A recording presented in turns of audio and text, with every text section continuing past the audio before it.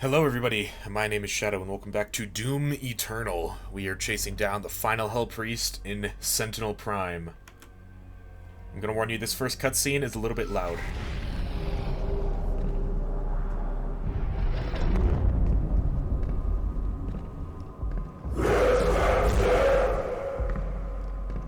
Okay, you're good to turn the volume back up now.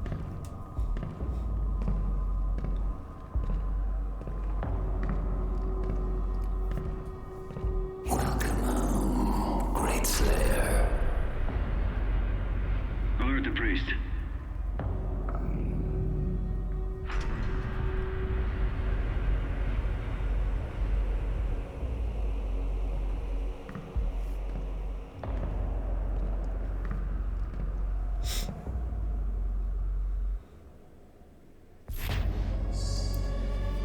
Welcome to Sentinel Prime. Yeah, when they chant that, it always is really loud, at least on my end for my headphones, so I didn't want you guys to hurt your ears at all.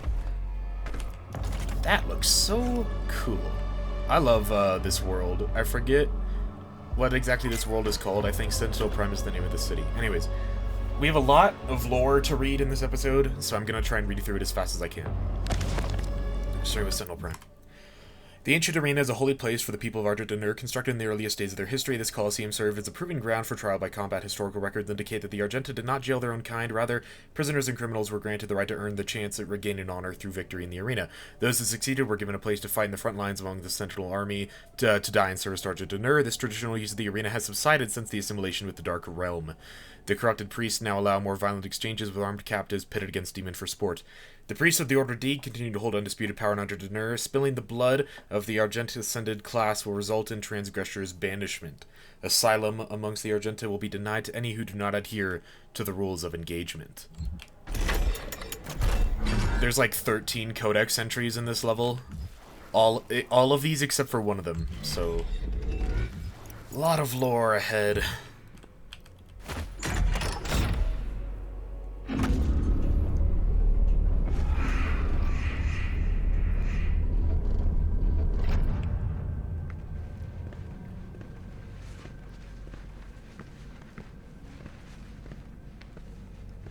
We found him in the valley, just outside the castle walls.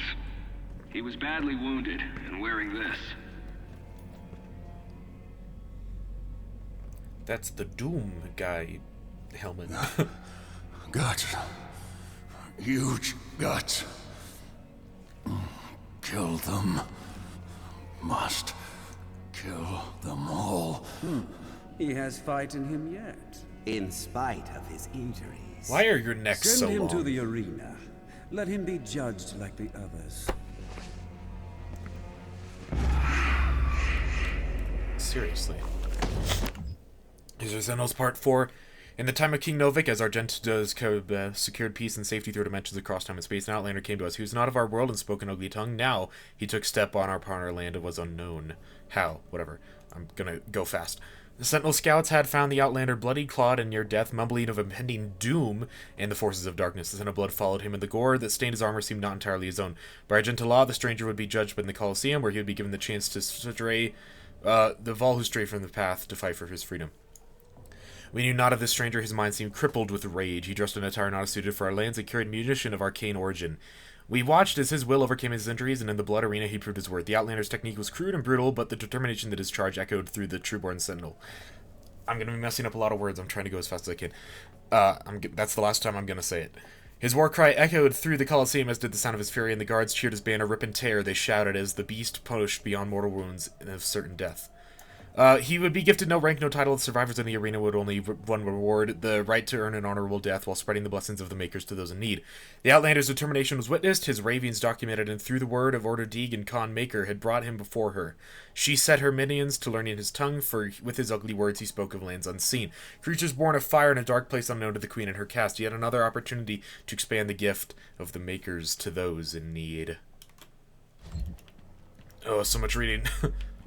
The area is really cool, though.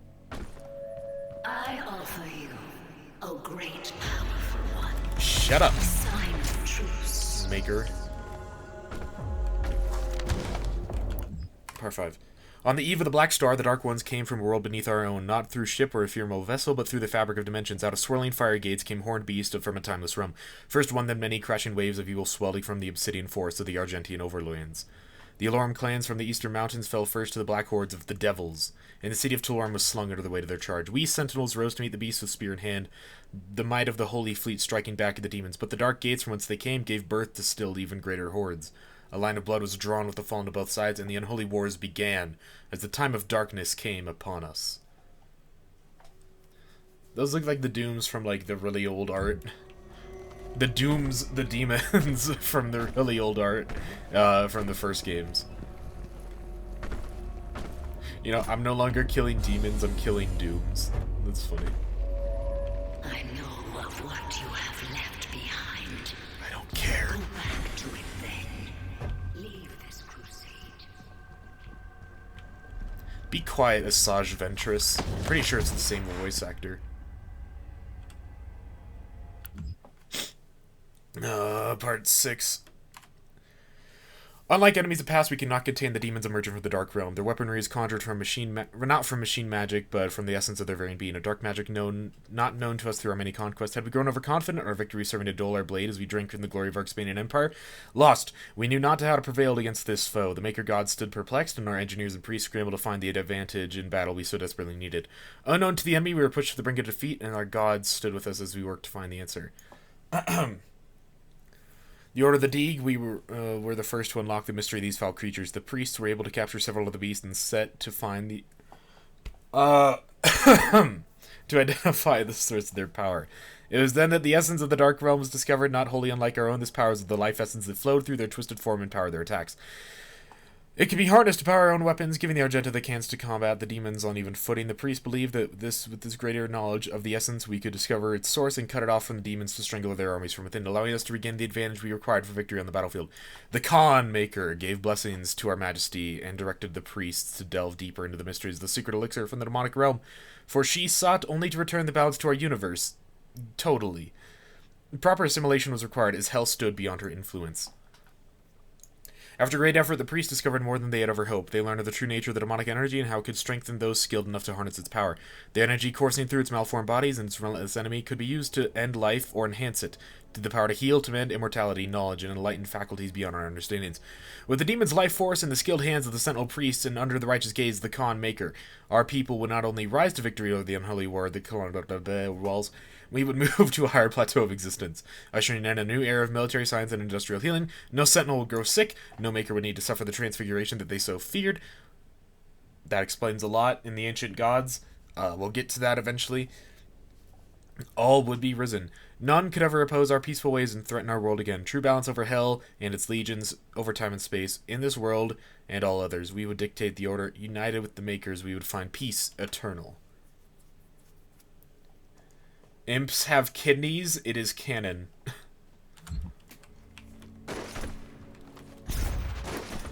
More. The Khan Maker demanded the tithe of the essence, and driven the desire of the priests submitted themselves to her world. The Order of the Deeg took the counsel with the king, speaking only of the spoiled lands sure to be found through the cleft in creation, and the opportunity to purge the new invaders from Argent. A war took place. We took the war to their accursed land, pressing through their gates of wizardry. There was one among us who seemed to know the true nature of these foul demons. It was the Outlander, the stranger who had come from us to places from places unknown. He who had survived in front lines farther than any Sentinel-born prisoner had before. His passion for battle against the vile horde was evident, his lust for their destruction matching our own. Through Argent remained a foreign land to him. His fervor caught the attention of the Inquisitors of the Sentinel Guard, some whispering of a suspected allegiance he held in secret with the demons. Silencing the critics, King Novik deemed him worthy of selection. The signifiers brought a commission to our king, and it was decided he be lifted from the common rabble. Though no arena-born prisoner had ever been granted the honor, the Knight Sentinels broke tradition and deemed the Outlander worthy of training. A number of disciples grumbled and chafed at the barbarian present in their ranks. But, in the war with the demons, all opportunities for even the slightest advantage were to be considered. And as they witnessed the stranger spar with their hall masters, they found him an undying, unrelenting compatriot. The man was an outsider, friend to none, and yet rose each time he was thrown to the dirt of the circle. Battered and bruised, his brow stained with blood, he rose in grim determination for the chance to face his enemies in armed combat once again. Time passed as the stranger was instructed in the codified matrices of their order. The ancient lessons of battle of the Brotherhood taught to all Sentinels, he would... Jeez. He would sense the opportunity before him. Soon all of hell would feel his wrath once again. Satisfied that he would not be a detriment to their prowess, the Night Sentinels granted him his wish as they ventured through the Hell Gates with the stranger in tow. They knew no rest, fighting in unnatural elements and trained under the blood moon of night. The stranger suffered exhaustion, wounds, and sickness, but he asked no aid and was offered none. 3 times the Night Sentinels ventured into the gate and back. Upon every turn, the stranger strode more capable than before. His gait locked in step with the march of the Sentinels, a disciplined and now controlled lust for demon blood ever present. The passing of years and in numerous battles with the devils indentured the stranger to Argenta's mightiest warriors, and no longer did they condescend him as a new-blooded conscript, for, to them, he had become a brother in arms forged in war, an ally, and a weapon. Hey, it's the Betrayer. That's neat. I wonder if these actually say anything. They probably do.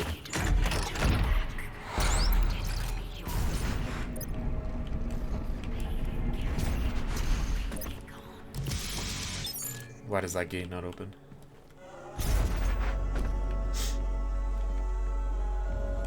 I pity the humans. I do. Theirs is a hard role to play.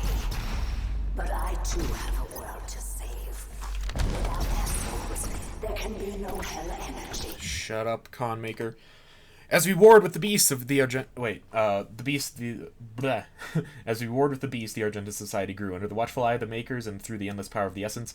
While our generals were consumed with the unholy war, our culture was marked by a beautiful potion the enemy had provided us, the sweet elixir. It brought us immeasurable capacity and empowered us to reach further into dimensions once thought beyond our grasp.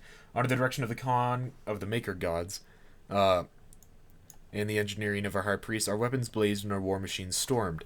The throngs of the populace drank deeply from the well of energy unveiled by the priest, but we of the Night Sentinels took no part in their abundance. Some among us whispered accusations and warnings against this manner of progress, but they were quelled, as it was not our role to dictate the future of our people, only to defend it. Neat. The Argent will cease to flow. Be quiet. May you die. Stand in the way of Dad's progress. This is how it has always been done. Not for you to deny us our chance at prosperity. I'm sorry, con maker. Is it you to deny humanity's chance of prosperity? Shush, lady. You dumb dingus. History 9, Part 9. As the Black Star ascended to its zenith, King Novik sat restless on the throne as the howling darkness began to assemble just beyond the mountain rise to the east. The blight came upon us in droves, flooding forth from the Hell Gate with merciless fury. They brought with them a monstrous titan, the Dreadnought, a beast to rival the stature and menace of even the mightiest ancestral. The grotesque giant laid waste to all before him, crushing all in its path. This was a total demonic assault, striking at the heart of Argentina as never before. How was it this behemoth passed through the demonic gate without warning? We would never know, though the Night Sentinels believed treason was at play. Caught off guard, the Sentinels scrambled late in defiance of the Titan and his horde, and with it came the holy city of the Terrace Nabad, prepared for judgment. With the onslaught of the demons massed in the sprawling shadow of the abhorrent fiend, the city shook to its foundation. None were spared save those that fled north. The vile swarm ransacked our temples and palaces, burning our towers and feasting on the souls of our clergy. Yet the Night Sentinels rallied and held fast against the demons. Though they were pushed back and corralled at the blood arena, as the dark of night descended, their swords remained potent, and a shred of enemy multitude with abandoned. Amidst the unyielding ranks of the Sentinels, when all other apprentices had fallen in battle, stood the Outlander. Rip and tear, he roared, ferocious in battle. The remaining conscripts of the arena stood in awe, as they witnessed the beast who had once raged in their very cells, now armored alongside the shoulders of his Sentinel brethren. He had risen where none other had before, a true-born Sentinel fighter, the very best among them.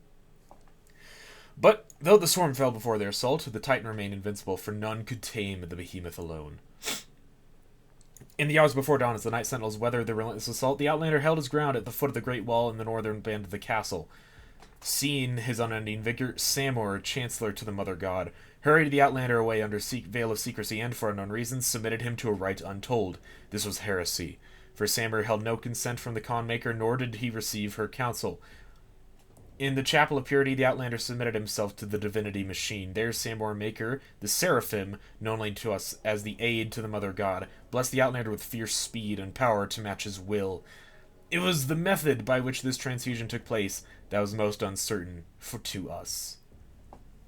For we were of the knowledge that the Maker device bestowed onto the Argenta so many generations ago was to be used by the priests only to find the impurity among us. How could it be that the device that was meant to cull the Sentinel breed of its contaminants could then be used to purify the Outlander's body and give rise to one who would lead us to battle henceforth? What rose from the holy coffin that fateful day was not the impure abomination the Covenant warned us of, but the hero within would come to be known only as the Great Slayer, the Time Walker, the warrior Khan whose fire sword would blaze forth the path of the just and cut through the demonic horde with a vengeance that only a god king could summon. He rose unbroken by the ritual, his eyes burning with Maker magic. He took the crucible in hand, and wraith fire leapt forth from the blade, as only it will when held by a true Sentinel warrior king. In our darkest hour the Slayer had been chosen, defying tradition, our most sacred laws, and the will of the Khan herself. A stranger to our lands had been blessed with celestial might.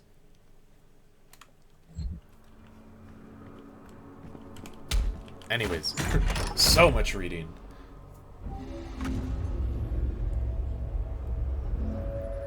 I cannot stand by and watch as you put our future at risk. And the energy will continue to flow. It is your people's fight against mine. You guys may notice I sometimes shoot the AR in, like, musical patterns, so try and guess what song this is. You probably can guess pretty easily. D. Grav remains the most powerful of the Hell Priests amongst the people of Arjun, frequently visiting his ancient homeworld to lord over the populace. Arrogant and pompous, Grav calls for blood sport in the arena to entertain the fallen citizens of Sentinel Prime. Since the demonic invasion of Earth began, he has operated on the Hell's surface, or on the planet's surface, along with his fellow Hell Priests to direct Hell's forces. But after the deaths of Nilox and Raynak, he fled to safety in the arena. It was D. Grav who facilitated the torment and eventual betrayal of Commander Valen, taking the keys to the sepulchre of elements and opening the vault of the sleeping wraiths. The ancient creatures were abducted, transported to Hell, and tortured to siphon away their power.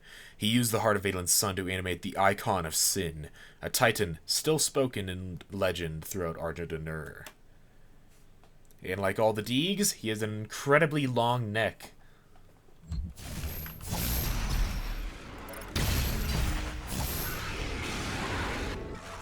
Daisy! I didn't even know that was there. It's the rabbit. Yeah, a lot of these cells have demons.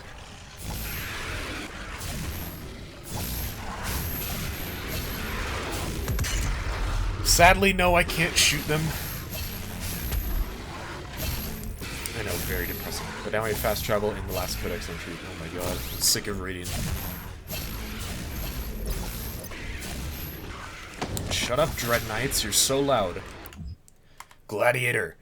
In the years following the end of the Golden Age, competing factions of Arjun turned against one another, and insidious influence had beset itself upon the Sentinel people, corrupting its once held sacred traditions. The Colosseum, once a place of honorable combat, where prisoners of the Argenta were tested for the right to fight in the front lines of their army, has since become a place of blood sport. In violation of Sentinel law, the priests have encaged a demon there. A merciless executioner used to enact judgment of their own decree. The gladiator, wielding an accursed shield which entombs the tormented soul of his undying master, remains undefeated in battle, infamous for the many lives it has claimed. Yeah, they imprisoned one demon here. Just one. That's the only demon they imprisoned here. Yep, 100%. I want to change my runes really quick for this fight.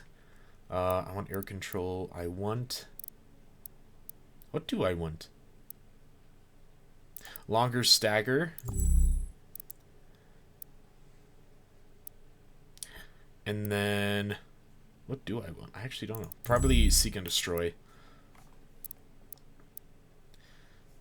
I might swap to Chrono Strike for this something else.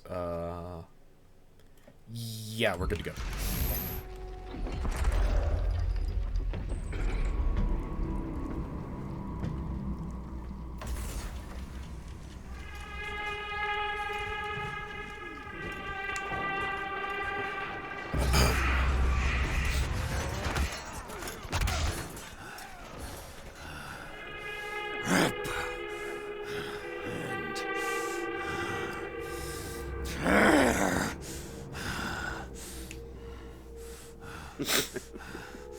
You'll make a fine addition to the front line, stranger. Why do you have a Demons. cut on your cheek?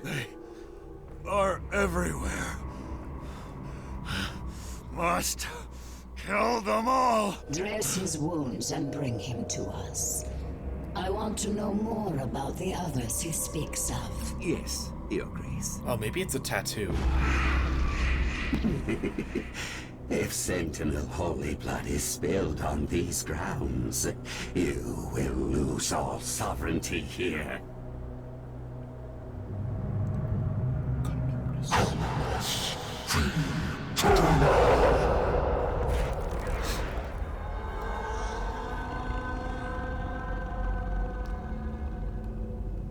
Big shield.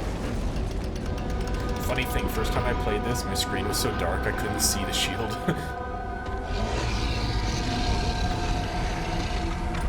Gladiator. Time for the best song in the game, aside from BFG Division.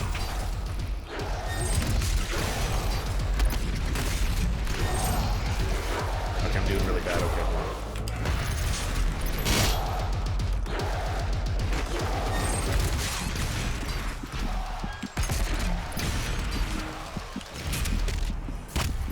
I'm very bad at this boss fight.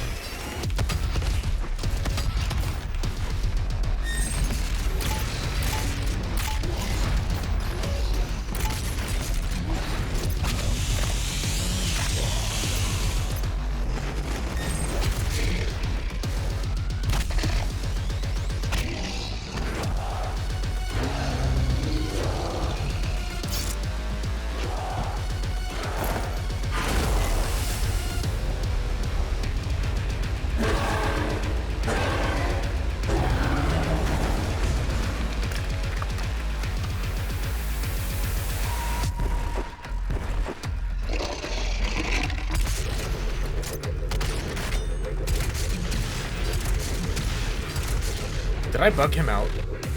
Okay. I want to make sure I didn't, like, glitch the fight. Go.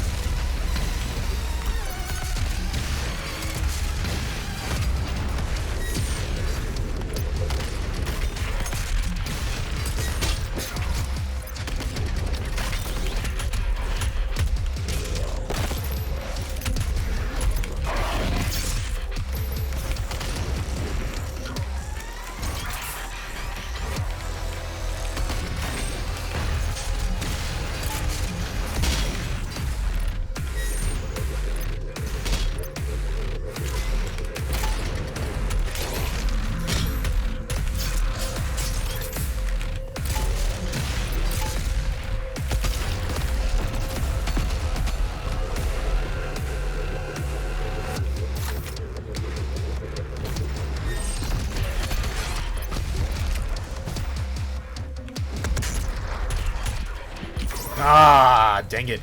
I've never done this fight on Nightmare without dying before.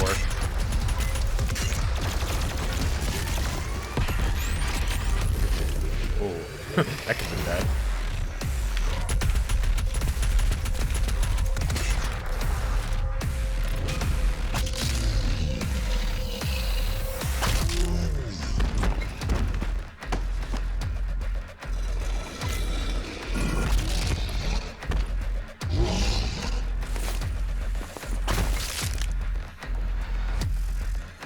Ugh, so gross. The jaw hanging off, ew. Man, I was so close to doing a deathless run of that fight. This stops nothing. Earth will be consumed, regardless of what...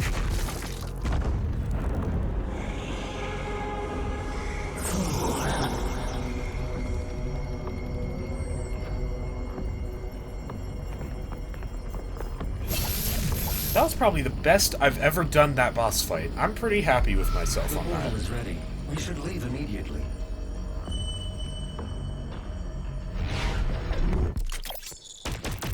Hell Priest eliminated. Glory kills on heavy demons when I'll instantly charge a blood punch. Got everything. 10 whole points from the boss encounter. And yeah, we got all the exploration. What about rewards? Did I get anything neat? Not really. Anyways, that was Sentinel Prime. The Gladiator boss fight has some of the best music in the game. I really like it. I did pretty good.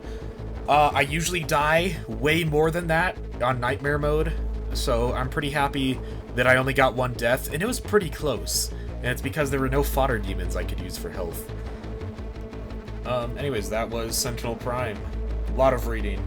I will see you guys in the next episode of Doom Eternal. Thank you so much for watching. Goodbye, everybody.